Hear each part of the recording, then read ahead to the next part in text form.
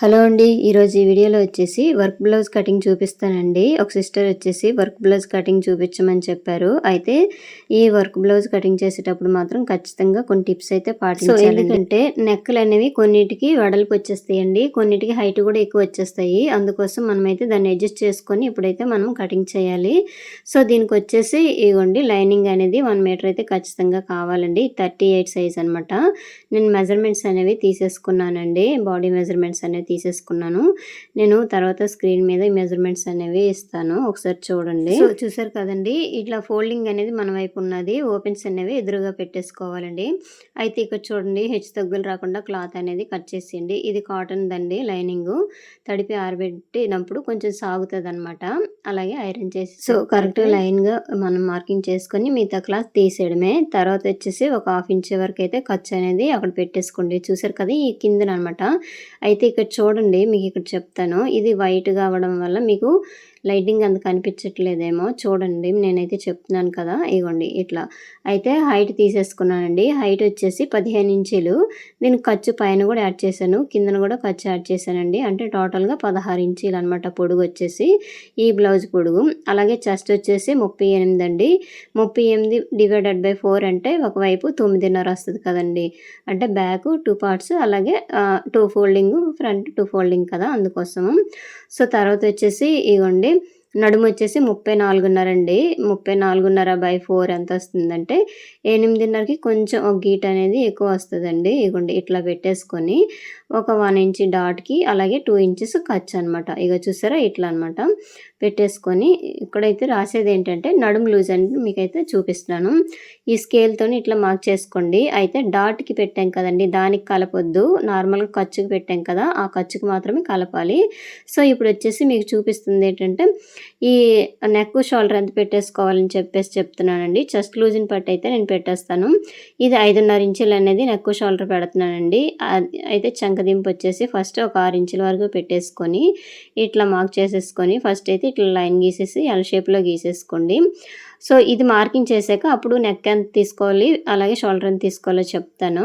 So ఈ కార్నర్లో వచ్చేసి 1.5 పెట్టేసుకోండి. 1.5 ఖచ్చితంగా 1.5 కావాలండి. వీళ్ళది చెప్పాను కదా 38 సైజ్ కదండి, ఖచ్చితంగా వీళ్ళకి 1.5 పెట్టేసి అప్పుడు ఈ ఫ్రీ హ్యాండ్తో ఈ విధంగా గీసేసుకోవచ్చు రౌండ్ షేపు, లేదంటే స్కేల్ అయినా ఉపయోగించవచ్చు అనమాట.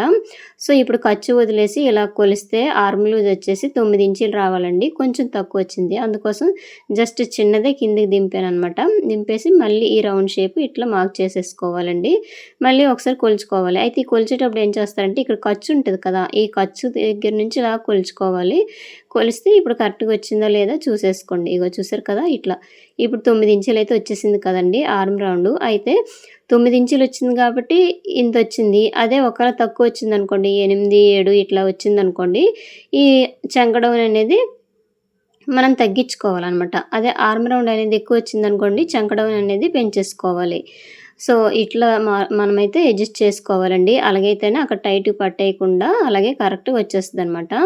సో నెక్స్ట్ వచ్చేసి ఇగోండి, నెక్ వచ్చేసి 2.5 అంటే ఖర్చుతో కలిపి 2.5 పెట్టాను. మిగతాది 3 ఇంచెస్ అనేది షోల్డర్కి ఉంచేసానండి. ఇది వర్క్ బ్లౌజ్ కదా, ఇందులోనే మనము స్టిచ్ చేస్తామన్నమాట, అందుకోసము. అయితే నెక్ అనేది కట్ చేయకూడదు చెప్తున్నాను కదా, అందుకోసము.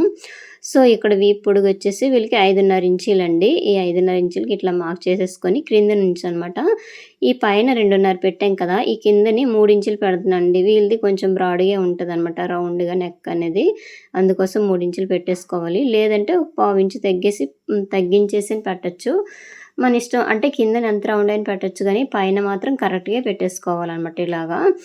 తర్వాత ఈ షేప్ అనేది మనం గీసేసుకోవడమే. ఇగో చూసారా ఇట్లా. అయితే ఇప్పుడు ఇది కట్ చేయనండి, ఇది అసలు కట్ చేయకూడదు ఇప్పుడు, ఎందుకంటే మనము వర్క్ బ్లౌజ్ కుడతాం కాబట్టి ఈ షేప్ అనేది ఇట్లానే ఉండాలి. తర్వాత మీ స్టిచ్చింగ్ వీడియో పెడతానులేండి, అప్పుడు ఏ విధంగా ఉందో చూపిస్తాను. సో ఈ రౌండ్ వచ్చేసి మామూలుగా మీకు ఇప్పుడు చూపించడానికి ఇట్లా రౌండ్ గీస్తున్నాను కదా, ఇలాగే ఉంచేసి తర్వాత స్టిచ్చింగ్ చేసేటప్పుడు మీకు చూపిస్తానండి. అయితే ఒకసారి ఇగోండి బ్లౌజ్ పీస్ తీసేసుకుంటున్నాను. ఇది ఆన్లైన్లోనే బుక్ చేసిన బ్లౌజ్ పీస్ అండి. అయితే ఇక్కడ చూడండి హైట్ ఎంత ఉందో చూసుకోవాలన్నమాట. దీనికి సెట్ అయిందా లేదా, అంటే మనం కట్ చేసేదానికి అనేసి. అయితే మనం ఆది బ్లౌజ్‌లోన మనకి మెజర్‌మెంట్ ఇస్తారు కదండీ! నెక్ డౌన్ ఎంత పెట్టాలని చెప్పేసి దాని ప్రకారం మనం కట్ చేసేసుకొని ఒకవేళ ఎక్కువ ఉందనుకోండి అంటే మెయిన్ క్లాత్‌లోను వర్క్ ఎక్కువ ఉంటే కట్ చేసేయడమే లేదంటే అడ్జస్ట్ చేసుకొని కుట్టేయడమే అనమాట. సో, ఇప్పుడొచ్చేసి డాట్ అనమాట. ఈ డాట్ హైట్ వచ్చేసి నేనైతే 4.5 ఇంచీలు అనేది పెడుతున్నానండి. వీళ్ళైతే చెప్పాను కదా! కుట్టేసినాక 15 ఇంచీలు రావాలి బ్లౌజ్ అనేది. అంటే హైటే కదండీ అందుకోసము. సో, ఇంతేనండి చూసారు కదా! ఈ విధంగా మనమైతే డ్రా చేసేసుకోవాలి. ఇది 38 సైజ్ అండి. అంటే హెవీ చెస్ట్ ఉన్న బాడీ అనమాట. తర్వాత ఇక్కడ చూడండి కొంచెం క్రాస్‌గా ఇట్లా స్లోప్ ఇవ్వండి. కుట్టేటప్పుడైనా ఇవ్వచ్చండి. లేదంటే ఇప్పుడు కట్ చేసేటప్పుడైనా ఇవ్వచ్చు. భుజాలు జారిపోకుండా ఉంటాయి. ఎందుకంటే డీప్ నెక్ కదా! అందుకోసము. సో, ఇక్కడ చూసారు కదా! ఇక్కడేమొచ్చి ఒకవేళ తక్కువొచ్చిందనుకోండి 8 ఇంచీలైనా లేదంటే 7 ఇంచీలైనా ఆర్మ్ రౌండ్ వచ్చిందనుకోండి ఇప్పుడు ఆరుంపావు పెట్టాం కదా! ఆరుంపావు అవసరం లేదండి. కొంచెం పైకి పెంచేసుకోవాలి. అంటే 5:30 పావుతక్కువ 6 ఇట్లా వస్తది. ఒకవేళ 10 ఇట్లా వచ్చిందనుకోండి డౌన్ పెట్టాలనమాట. ఇక్కడ ఇంటూ మార్క్ పెట్టాను కదండీ! అదేంటంటే నెక్ అనేది ఇప్పుడు కట్ చేయకూడదు. మనకి బ్లౌజ్ కుడతాం కదా! అప్పుడు ఇది కట్ చేయాలి గానీ ముందుగా అయితే ఇది కటింగ్ చేసేయకూడదండి. చూసుకోవాలనమాట. సో, ఫ్రెండ్స్ ఇదైతే అయిపోయింది. తర్వాత బ్యాక్ పార్ట్ అయితే రెడీ అయిపోయిందండి. ఇప్పుడు అలాగే కట్ చేసేయాలి. ఇగో చూసారా ఈ విధంగా అనమాట. అయితే వర్క్ బ్లౌజ్ కుట్టేటప్పుడు మాత్రం చిన్నగా ఇట్లా కట్స్ పెట్టేసుకోండి. పెట్టామనుకోండి మనం కుట్టేటప్పుడు చాలా ఈజీగా ఉంటది. ఇక్కడ మార్కింగ్‌ల దగ్గర అన్నిటి దగ్గర చిన్న కట్స్ పెట్టేసుకొని ఉంచేయండి. సో, వీడియో చూసే ముందైతే ఒక లైక్ చేయండి ఫ్రెండ్స్. చూస్తున్నారు కానీ ఎవరు లైక్ చేయడం లేదు. ప్లీజ్ లైక్ చేయండి. సో, ఇప్పుడు హ్యాండ్స్ కటింగ్ చూపిస్తానండి. అయితే ముందుగా బ్యాక్ పార్ట్ తీసేసుకొని మొత్తం ఎంతుందో ఒకసారి కొలుచుకోండి. ఈ రౌండ్ అనమాట. 11.5 వచ్చిందండి. ఇందులో 1 మైనస్ చేసేయాలి.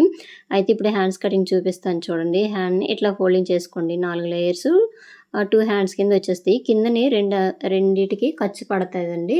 అయితే పైనది మీకు చూపిస్తాను మార్కింగ్ చేసేసి. ఇది ఫ్రంట్ వైపు వచ్చేటట్టుగా కుట్టినప్పుడు పెట్టేసుకుంటే సరిపోతది. ఇందాక 11.5లోన చెప్పాను కదండీ! 1 మైనస్ చేసి 10.5కి ఇట్లా ఫోల్డింగ్ మీద ఉండేటట్టుగా చూసుకోండి. కిందన హెచ్చుతగ్గులు రాకుండా క్లాత్ అనేది తీసేయండి. దీనికి కూడా వర్క్ వచ్చింది కదండీ! దీనికి ఒక పావు ఇంచు లేదంటే హాఫ్ ఇంచ్ వరకు ఇట్లా మార్క్ చేసుకుంటే సరిపోద్ది. ఎందుకంటే ఈ లైనింగ్ కుట్టేసి మనం వెనక వైపు తిప్పేస్తాం కదా! అందుకోసం. లేదంటే పైపింగ్ అయినా వేసేసుకోవచ్చు. ఆల్రెడీ అక్కడ వర్క్ అనేది ఇచ్చేసారు కాబట్టి పైపింగ్ అవసరం లేదండి. సో, ఇప్పుడొచ్చేసి హ్యాండ్ హైట్ అనమాట. హైట్ వచ్చేసి 10.5. సో, దీనికొచ్చేసి ఒక పావు ఇంచ్ అయితే నేను ఖర్చులుగా యాడ్ చేసేసాను.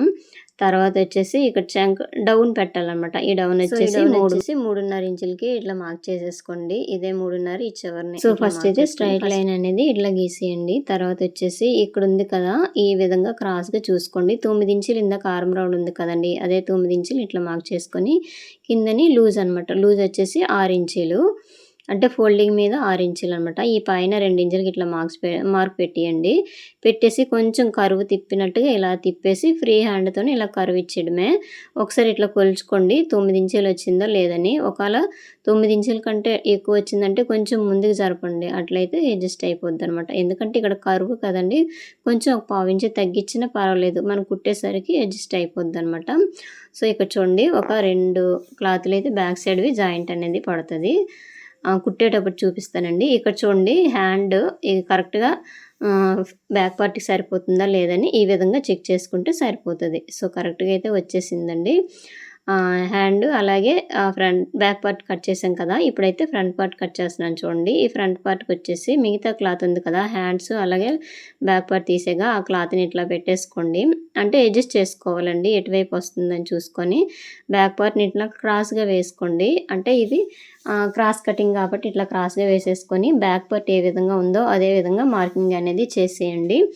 ఇలా మార్కింగ్ చేసేసాక మొత్తం ఇట్లా ఈ విధంగా మార్కింగ్ అనేది చేసేయండి. కింద నుంచి ఒక 2 ఇంచులు ఫోల్డింగ్ చేయొచ్చు. గానీ నేనైతే ఎప్పుడు అట్లా చేయను. ఇప్పుడు మీకు చూపిస్తాను మార్కింగ్ చేసి చూపిస్తే మిగతా క్లాత్ అనేది మనకు షేప్ బెల్ట్ కింద వచ్చేస్తదనమాట. ఫస్ట్ అయితే ఇట్లా చూసుకోండి మార్క్ చేసేసుకోండి. ఫస్ట్ ఇట్లా ఎల్ షేప్‌లో గీసుకొని దీనిలోన ఒక హాఫ్ ఇంచ్ వరకు మనం లోతు అనేది తీసేసుకోవాలండి. ఇగోండి ఈ లోతు ఇక్కడి నుంచి తీయండి. ఇగోండి ఇక్కడే తీయాలనమాట. మరి ఆ ఎల్ షేప్‌లో ఆకారంలో ఉంది కదా! అక్కడ కాకుండా కొంచెం పైనుంచి తీస్తేనే షేప్ అనేది నీట్‌గా వచ్చేస్తది. వీళ్ళ నెక్ ఈ కస్టమర్ నెక్ వచ్చేసి 7 ఇంచీలు డౌన్ అనేది ఉందండి. తర్వాత వచ్చేసి ఫస్ట్ ఇలా ఎల్ షేప్‌లో గీసేసినాక కొంచెం ఫస్ట్ ఇక్కడ ఖర్చు అనేది మార్కింగ్ చేసుకోండి. తర్వాత ఒక పావించి వరకు లోపల సైడ్ ఇట్లా మార్క్ చేసేసుకొని ఈ రౌండ్ అనేది ఇట్లా ఇచ్చేయండి. అయితే ఈ రౌండ్ కూడా ఇప్పుడు కట్ చేయకూడదు, వర్క్ వచ్చింది కదా ఫ్రంట్ వైపు, అందుకోసం. సో అయితే ఇది ఉంచేయండి. తర్వాత ఇక్కడ ఖర్చు వదిలేసి ఫ్రంట్ పార్ట్ హైట్ వచ్చేసి 13 ఇంచీలు ఉందండి. ఒక హాఫ్ ఇంచ్ కలుపుకొని 13.5 ఇట్లా పెట్టేసుకోవాలన్నమాట. తర్వాత ఇక్కడ నుంచి చూసారు కదా 1 ఇంచ్ పైకి ఇట్లా మార్క్ చేసేసుకోండి. ఇక్కడ నుంచి 2.5. ఈ డాట్ వెడల్పు వచ్చేసి 2.5 ఉందండి వాళ్ళకి. ఫోల్డింగ్ మీద 1.5 అనమాట. తర్వాత మనకి డాట్ హైట్ కావాలంటే పైనుంచి 10.5కి మార్క్ చేసేసుకొని ఇక్కడ నుంచి ఇట్లా మార్క్ చేసుకుంటే సరిపోతుంది అనమాట. ఇలా షేప్ అనేది ఇచ్చేయండి. ఇక్కడ ఖర్చు కొంచెం క్లాత్ అనేది పడుతుంది, జాయింట్ అనేది. సో చూసారు కదండి, ఈ విధంగా అనమాట. ఒకసారి ఇట్లా కొలుచుకోండి. ఇట్లా కొలిస్తే మనకి ఇంకా ఎంత క్లాత్ కావాలో ఆ చివరిని అడ్జస్ట్ చేసుకుంటే సరిపోతుంది అనమాట. ఇక్కడ 3 ఇట్లా మార్కింగ్ అనేది చేసేసుకోవాలి. అయితే ఫ్రంట్ అనేది భుజాలు జారకుండా లూజ్ రాకుండా ఉండాలంటే ఇప్పుడు చెప్తాను చూడండి. కటింగ్ చేసేటప్పుడు కొంచెం లోపల సైడ్కి ఇట్లా కట్ చేసుకుంటే సరిపోతుందండి. సో ఇగోండి ఇక్కడ మార్కింగ్ చేశాను కదా, ఇగోండి ఇట్లా ఇక్కడ చెప్పాను కదా భుజాలు జారకుండా పట్టేసి ఉండాలంటే ఇక్కడ కొంచెం లోపల సైడ్ ఇట్లా మార్క్ చేసుకుంటే సరిపోద్ది. అయితే నేను ఇప్పుడు ఇది వర్క్ బ్లౌజ్ కదండి, ఇప్పుడు కట్ చేసేయకూడదు అనమాట. కుడుతున్నప్పుడు కట్ చేయాలి, అప్పుడు మీకు చూపిస్తానండి ఎట్లా అని చెప్పేసి. సో ఇదిగోండి మొత్తం మార్కింగ్ ఎలా చేసామో అదే మార్కింగ్ మీద ఇలా కటింగ్ అనేది చేసేయండి ఫ్రెండ్స్. ఇదిగోండి చూసారు కదా, ఇట్లా ఇక చిన్న చిన్న కట్స్ పెట్టేసుకోండి. అలాగైతే మనకి ఈజీగా ఉంటుంది కుట్టేటప్పుడు. ఇదిగోండి ఇక్కడ కూడాను. సో ఫ్రెండ్స్ చూస్తున్నారు కానీ వీడియోలు ఎవరు లైక్ చేయడం లేదు. ప్లీజ్ లైక్ చేస్తే మరి కొంతమందికి అనేది వీడియో అనేది షేర్ వెళ్తుందండి. అక్కడ హై పాయింట్స్ ఉంటాయి కదా, హై పాయింట్లు కూడా ఇవ్వండి. సో ఈ విధంగా అయితే ఎవరైనా కొత్తవారు నేర్చుకునే వారికి బాగా ఉపయోగపడుతుందండి, అందుకోసము. సో చూడండి ఈ నెక్ కూడా షేప్ అనేది మనము మార్కింగ్ చేసి ఉంచేసుకోవాలన్నమాట. ఈ రౌండ్ షేప్ కుట్టేటప్పుడు ఈజీగా ఉంటుందండి. సో ఫ్రెండ్స్ చూసారు కదండి, ఇట్లానే మనము కటింగ్ చేసుకోవాలి. అలాగే ఈ మెయిన్ క్లాత్ ఉంది కదండి వర్క్ది, దీని మీద పెట్టేసి కూడా మనం కట్ చేసేయడమే. అయితే ఇది కటింగ్ చేసేటప్పుడు మాత్రం జాగ్రత్తగా మనం చూసుకోవాలి. ఎందుకంటే ఈ సైడ్ ఎక్కువ క్లాత్ అనేది ఉండదండి. అంటే మనము సైడ్ జాయింట్లు వేస్తాం కదా, అక్కడట లైనింగ్ ఎంత ఉందో అంత ఉండదు. చూసారు కదా, ఇక్కడ ఇలా పెట్టేసుకోండి. ఒకవేళ ఎక్కువ ఉన్నా సరే మనం అడ్జస్ట్ చేసుకోవడమే కట్ చేసేటప్పుడు, కుట్టేటప్పుడు.